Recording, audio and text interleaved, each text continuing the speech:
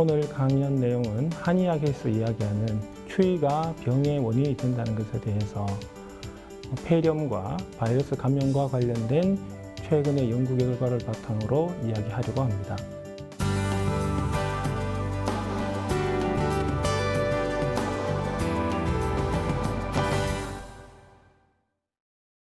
겨울이 되면 우리가 감기가 잘 걸려요. 그리고 감기뿐만이 아니고 감기가 점점 심해지면 뭐가 되죠? 폐렴이 되죠. 폐렴은 사실은 아주 작은 감기에서 시작해서 굉장히 심하게 되는 병이거든요. 그런데 이제 우리가 이 옛날부터 그런 병을 감기부터 시작해서 폐렴까지 가는 이런 병들을 부르는 이름이 있어요. 한의학에서는 그걸 상한이라고 그랬어요. 표현은 말 그대로 추위에 상했다라는 건데 저 병들이 이제 어떤 거냐? 주로 보면은 추위 때문에 우리 몸의 겉에서 먼저 열이 나요. 그리고 사람에 따라서 코맹맹이 소리도 나고, 사람에 따라서 어떤 사람은 땀이 줄줄줄 흐르고, 어떤 사람은 땀이 아예 안 나고 열만 나고, 그런 차이가 있을 수도 있지만 꼭 뭐 같아요? 우리 보통 감기라 그러죠. 감기 같죠. 그다음 저 병이 이제 좀 진행이 돼요. 진행이 되면서 속으로 더 들어갑니다. 그러면 이제 주로 사람에 따라서 우리 좀 양기가 많다라고 하는, 뭐 평소에 몸에 열이 많다 이런 사람은 열이 많이 나고, 그죠? 땀도 많이 나고, 그러면서 이제 변비기가 생겨요. 대변이 잘 안 나가고 그럽니다. 정반대로 음기가 강한 사람은 몸이 차니까 설사가 나타나고 손발이 시리고 이럽니다. 감기가 걸리면 또 장염으로 잘 가죠. 특히 어릴수록 그런 경우가 많은데 뭐 비슷한 것들입니다. 그 다음에 또 이제 양기가 약한 사람은 속으로 금방 병이 들어가요. 그렇게 돼서 호흡도 떨어지고 숨쉬기도 힘들어지고 체온도 떨어지고 합니다. 그러다 보면 잘못하면 죽을 수도 있어요. 그런 병이 사실은 이제 폐렴이 진행이 되면 가는 거거든요. 그러니까 저런 병들에 대해서 옛날에도 저런 것들을 상세하게 설명을 하고 저런 것들을 치료하기 위해서 노력을 했어요. 어쨌든 그러면 이제 이 추위가 마지막에 도달하는 저 폐렴이라는 게 이제 실제로 관련이 있는지, 그러면 추위가 직접적으로 폐렴을 일으킬까가 궁금했어요. 그래서 한번 해보자. 그래서 추위를 일으키는 방법은, 우리가 하루 종일 추운 데 있진 않죠. 사람도 어때요? 추운 데 나가서 생활을 하다가 저녁에 집에 들어가서는 따뜻한 데서 쉬죠. 그래서 이제 쥐들을 추운 곳에 한 4도 정도에 노출을 시킵니다. 하루에 8시간씩 쥐를 거기에 넣었다가 다시 끄집어내서, 보통 키우는 온도가 22도예요. 22도에 다시 넣어줍니다. 그것을 2주 동안 반복을 해요. 그런 다음에 쥐들의 폐렴을 볼 거니까, 이제 폐렴이라는 것이 폐 자체에, 우리가 여기 보면 동글동글한 이런 부분들이 있죠. 이런 부분들, 구멍이 나 있는 이런 형태들, 저거를 허파꽈리라 그러거든요. 저게 원래는 동그란데 우리가 이제 단면을 이렇게 잘라서 구멍이 나서 보이는 거예요. 그래서 이제 허파꽈리의 모양을 보고 저 안에 들어와 있는 염증세포의 수를 우리가 센 겁니다. 그리고 모양을 봐도 추위에 노출된 애들이 조금 더 안 예뻐요. 그죠? 더 많이 이 조직이 좀 깨져 있는 모습이 있어요. 저런 것들을 보고 염증이 더 심해졌구나. 그리고 이제 그러면 도대체 그 염증이 심해지는, 염증을 만들어내는 세포도 있지만 그 세포들이 내뿜는 물질들이 있어요. 그 물질들을 우리가 사이토카인이라고 부르는데, 염증을 증폭시키는 물질이라고 생각을 하면 돼요. 염증 상황을 더 심하게 만드는 것들, 그런 것들 중에 몇 가지를 측정을 했는데 이런 것들이 증가해 있다라는 것을 확인을 했죠. 그래서 추위는 정상 온도에 비해서 추위에 노출이 되면 그 자체가 폐렴을 유발하지는 않아요. 그렇지만 폐렴의 상황을 만들었을 때 그 염증의 강도를 더 심하게 만드는 거라는 거죠. 추운 데서 뛰어놀아도 바로 폐렴이 오지는 않아요. 그죠? 근데 감기가 걸려서 이 바이러스들이 허파과리까지 가게 되면 더울 때보다 추울 때 더 심하게 병을 앓는 거예요. 그 이유가 추위가 직접 우리 허파의 상태를 염증이 일어나기 쉬운 상태로 만들어 놓기 때문이다 라고 하는 이야기예요. 감기는 한 번씩 알아주는 게 좋아요. 가볍게는.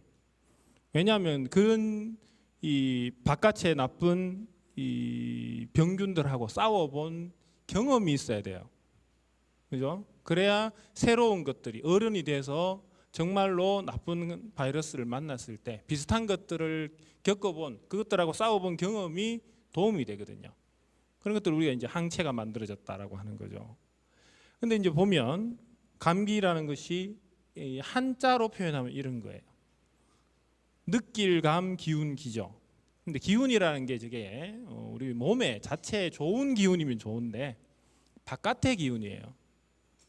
주로 보면 추운 기운을 느끼는 거죠. 그래서 병 이름이 한의학에서는 상한이에요. 찬 것에 상했다라는 표현입니다. 다른 이름으로는 감기라고도 할 수 있겠죠. 우리가 이야기하는 감기는 어디에서 병이 있느냐? 코, 입, 목 여기 정도의 병이 있는 것이 감기예요. 거기 물론 독감도 여기에서 시작을 해요. 그렇지만은 감기는 이것이 속으로 들어가서 폐렴을 일으키는 것은 굉장히 적어요. 근데 독감은 굉장히 쉽게 속으로 들어가서 폐렴을 일으키거든요. 어쨌든 둘 다 바이러스에 의해서 생기고 재밌는 것은 이게 계절적으로 겨울에 더 심합니다. 왜 이렇게 계절적인 이유가 있느냐 감기가 그에 대해서는 좀 말들이 많이 있었어요. 주로 이야기하는 것이 감기를 일으키는 혹은 독감을 일으키는 여러 가지 바이러스들이 겨울에 잘 오랫동안 살아요. 바이러스가 밖에 노출이 되면 얘들이 오래 못 살고 이제 파괴가 되거든요. 근데 온도가 낮을수록 바이러스의 파괴가 늦어진다는 거죠. 그러니까 바이러스가 몸 밖에 있을 때 더 오랫동안 살아남는다라는 겁니다. 또 하나가 이제 이게 최근에 나온 연구인데요. 아주 재밌는 연구였어요. 이제 쥐들을 이쪽에는 독감에 이미 감염돼 있는 쥐를 넣고 그 옆에 아직 감염이 되지 않은 깨끗한 쥐를 놔둬요. 그럼 얘가 뭐 기침을 하든지 뭐 침을 흘리든지 하겠죠. 그런 걸 통해서 얘한테 옮길 수 있다는 걸 보여주는 거예요. 바람은 이쪽에서 이쪽 방향으로만 흘러요. 그러니까 얘 때문에 얘가 옮는 것이 아니고 항상 얘가 재채기를 하든지 침을 흘리든지 이쪽으로 넘어가는 거예요. 그렇게 해놓고 그 쥐들이 사는 곳의 온도와 습도를 조절해 봤어요. 선생님이 하는 실험이 아니고 다른 분들이 했는 실험이었어요. 온도와 습도를 조절해 보니까 온도가 낮을수록 그리고 습도가 낮을수록 춥고 건조한 기후일수록 걸려있는 애 말고 이 옆에 안 걸렸던 애들이 병을 옮는 확률이 올라가더라는 거예요. 온도가 올라가고 습도가 올라갈수록 병을 잘 안 옮아요. 그래서 이 전파율이 병을 옮기는 확률이 올라간다는 거예요. 추울수록, 건조할수록. 그러면 이 사람들이 이제 재밌는 현상은 발견했는데 풀지를 못한 게 하나 있었어요. 추우니까 얘가 더 오랫동안 바이러스가 살아남아 있더라는 거예요. 추우니까. 생존율이 바이러스의 생체 내 생존율도 같이 증가하더라. 근데 이유가 뭐냐? 결국은 못 밝혔어요. 면역 반응이 더 증가되어 있나? 해보니까 큰 차이가 없었거든. 그래서 도대체 왜 그런지를 몰랐어요. 선생님이 이제 그게 좀 궁금했거든. 그래서 그러면은 얘들이 뭔가 바이러스를 받아들이는 단계부터 세포에 침입하는 단계에서부터 차이가 있는 게 아닌가라고 생각을 했어요. 그래서 이제 정말로 그런지를 한번 이게 이제 그 확인을 해보자라고 해서 근데 이제 바이러스가 처음 세포에 침입을 할 때 제일 중요한 게 이제 바이러스하고 세포가 붙어야 돼요. 먼저 붙고 그 다음에 세포 안으로 바이러스가 이제 쑥 들어가거든요. 근데 붙는 단계에서 이제 그러면 제일 중요한 게 뭐냐? 바이러스가 이렇게 생겼거든요. 뭐 일부는 잘라냈다고 생각하시면 돼요. 이렇게 이제 껍질이 있고 그 속에 유전자가 있어요. 자기를 복제하기 위해서. 그 다음에 표면에 다 여러 가지 이제 다양한 단백질들이 있는데 그 중에 이제 이 적혈구 응집소라고 하는 헤마글루티닌 영어로 적혈구 응집소라는 단백질이 있어요. 그 단백질이 하는 일이 뭐냐 하면 세포에 들러붙는데 작용을 하는 단백질이에요. 그런 것들이 우리 영양소예요. 영양소이기도 하지만 세포 표면에는 많은 그런 당들이 노출이 돼 있어요. 단백질 위에도 붙어 있고 지질 위에도 지방 위에도 붙어 있어요. 그래서 세포 표면을 덮고 있거든. 그 중에서 이제 시알산이라고 하는 이런 아주 이렇게 생긴 당이 있어요. 저 당하고 아까 이야기했던 적혈구 응집소가 결합을 해서 바이러스하고 세포가 붙거든요. 처음. 그래서 저 당을 바이러스의 수용체라고 부릅니다. 이제 추우면 혹시 저것이 변할까? 라고 궁금해서 아까 이야기했던 2주 동안 추위에 노출한 쥐에 그죠? 2주 동안 추위에 하루에 8시간씩 추운 데 넣었다가 뺐다가 했던 그 쥐에다가 허파를 가지고 허파에서 저 당수의 양을 측정을 해봤어요. 그랬더니 이렇게 추위에 의해서 증가를 합니다. 근데 저 당수가 크게 두 가지 종류가 있거든. 한 가지는 사람의 바이러스하고 결합하는 당수가 있고요. 한 가지는 조류독감이라고 그러죠. 새들의 바이러스하고 결합하는 형태가 있어요. 두 가지가 다 증가를 합니다. 생쥐한테서. 그래서 이제 저것이 증가를 했구나. 그러면 저게 쥐한테만 일어나는 일이면 안 되겠죠. 사람한테도 일어나야 되겠죠, 그죠? 근데 사람을 잡아다가 추운데 넣었다가 뺐다가 2주를 한 다음에 그 사람의 허파를 뜯어서 이렇게 실험하기는 참 어렵겠죠. 누군가가 그걸 도전해주면 좋은데 그 보통 그런 건 비윤리적인 연구라 그래요. 그래서 쥐한테는 감히 우리가 할 수 있지만 그래서 사람 세포를 썼어요. 사람으로부터 분리된 세포가 있어요. 따로 키울 수가 있거든. 그 세포를 조금 더 낮은 온도, 보통 우리가 세포를 배양을 할 때 37도에서 배양을 해요. 근데 추위에 노출이 된 어떤 허파의 상태를 보면 대략 온도가 한 33도, 뭐 35도 이 정도를 왔다 갔다 해요. 그래서 33도에서 세포를 키워봤어요. 비슷한 온도 조건으로. 그랬더니 이렇게 시알산이 붙어 있는 단백질들이 늘어났어요. 이 숫자로 보면 원래 한 0.9%던 것이 한 2% 정도 되던 것이 한 15% 정도로 어때요? 6배, 7배 정도 늘어나죠. 10몇 배 늘어났죠.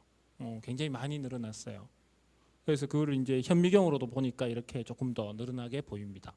자, 그 다음에 그러면 저게 늘어났다는 것이 실제 바이러스하고 결합을 실제로 저게 늘었기 때문에 바이러스하고 더 많이 결합을 해야 감기를 일으키는 이유가 되겠죠.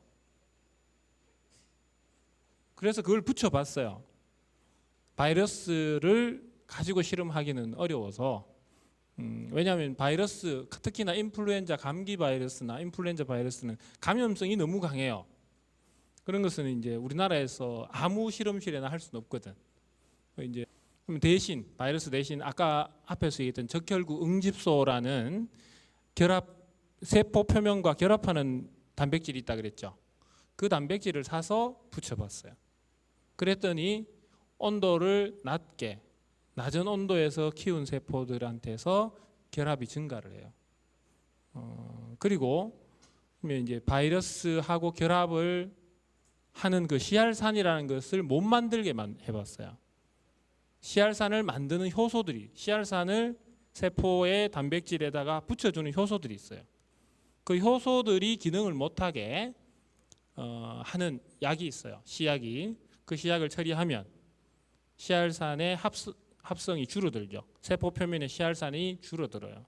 그 다음에 바이러스 단백질하고 결합을 시켜봤더니 어떻게 16% 정도 됐던 것이 5.7% 정도로 확 떨어져요.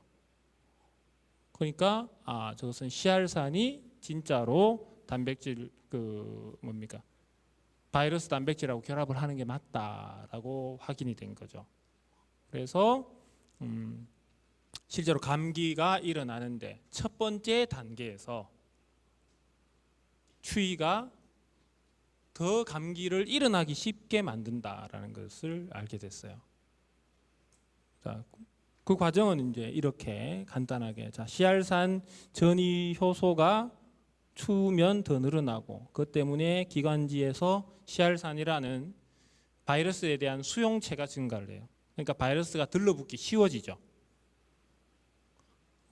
그래서 우리가 추우면 감기에 더 잘 걸리는 또 하나의 이유죠. 원래 있었던 두 가지 이유가 있었죠. 첫 번째, 바이러스가 더 오래 살아남는다. 두 번째, 바이러스가 더 잘 전염이 된다. 또 세 번째, 우리 호흡기가 바이러스의 감염의 감수성이 증가한다라는 겁니다. 한의학의 특징은 우리 이제 한의학은 대부분 어떤 것들이냐, 여러분들이 다들 그렇게 이해를 하시고 계실 거예요.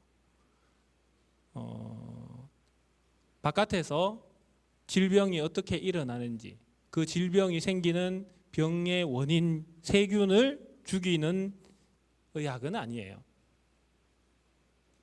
우리 몸의 정상적인 기운을 북돋아줘서 그것들이 침입을 못하게 하는 거죠. 선생님이 해보고 싶은 다음 연구는 뭐겠어요?